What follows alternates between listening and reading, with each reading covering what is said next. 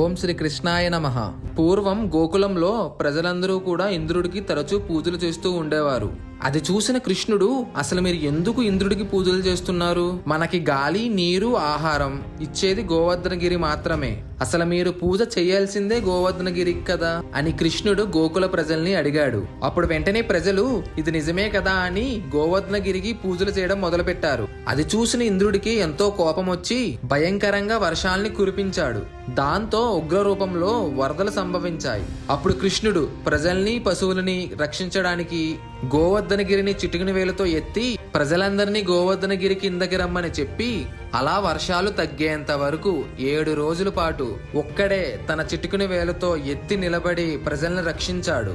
చివరికి ఇంద్రుడు తన తప్పు తెలుసుకుని కృష్ణుణ్ణి క్షమించమని అడిగాడు.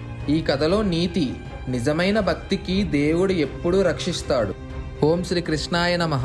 Subscribe for more Krishna Leela's.